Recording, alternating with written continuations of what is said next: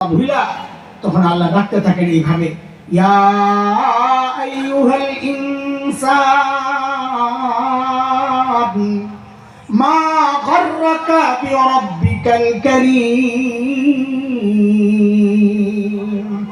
ও মানুষ, তুমি যে গুনাহ করতে আগাচ্ছ, ওই কারীম রবের ব্যাপারে তোমার কে ধোঁকায় ফেললো? কার কাছ থেকে কি পেয়ে তুমি তোমার কারীম রব ভুলে গেলা? দেখেন একটু মনোযোগ, শেষ মুহূর্ত। এই ডাক্তার ওজন কত আমরা এখনো বুঝতে পারি নাই। এটা অনেক বড় ওজন এই ডাকের। বুঝবো একটু যদি শব্দগুলোর অর্থগুলো একটু উপলব্ধি করার চেষ্টা করি।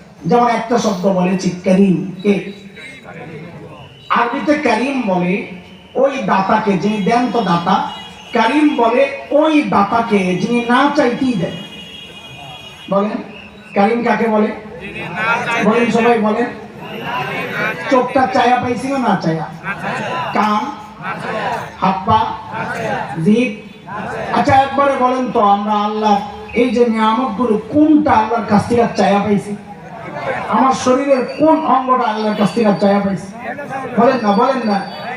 যে মহান রব না চাইতেই শুধু সব দিয়ে দিয়েছেন, শুধু দেন নাই। রব মানে হচ্ছে পরবর্তী রেগুলারে আবার ঠিকঠাক মতো চালায়া নিচ্ছে। দিছে না আবার এগুলারে ঠিকঠাক মতো, দুইটারে একসাথে আমরা বলছি রব্বে কারীম। বিষয়টা উপলব্ধির জন্য একটা উদাহরণ শোনাই। আল্লাহ ছাড়া, রসুল ছাড়া, বলেন তো আমাদেরকে সবচাইতে বেশি ভালোবাসেন এমন একজনের নাম কোনট? এত আজ থেকে আরে মান নামটা দিল খুলে উচ্চারণ করলে আমরা যারা আমাদের যাদের মা নাই তাদের তো শুনতে একটু ভালো লাগে। এত কান্নুসি করো কেন বলো না? সবচেয়ে বেশি ভালোবাসা আরে মার কলিজায় যে আল্লাহ কত মায়া, কত দরদ, কত মমতা দিছেন এটা আল্লাহই জানে, মাও জানে। আমরা বলতে পারবো না, শুধু একটু উপলব্ধি করতে পারি। আমি মাঝে মধ্যে বাচ্চাদেরকে বলি, এই মা চিনো, মা চিনো? মা ওই চরিত্র, মা ওই মানুষ। ঘরে খাবার আছে যা, যদি বুঝেন যে আমি যদি খাই বাচ্চাদের পেট ভরবে না, মা ওই মানুষ। ওই মুহূর্তে আসতে একটা অভিনয় করে বসবেন, আমার বমি বমি লাগতেছে, তোমরা খায় না। অথচ দেখা যাবে ক্ষুদায় পেটটা জমতেছে।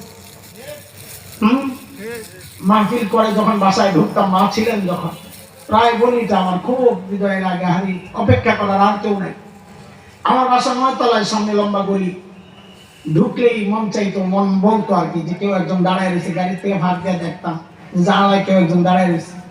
তো চাবি ছিল, তালা খুইলা ভিতরে যখন ঢুকতাম কি পেতাম? যায় দেখতাম বউ ঘুমাইতেছে। ঘুমাবে, এটাই তো স্বাভাবিক। বাচ্চা ঘুমাইতেছে, অন্যায় তো না।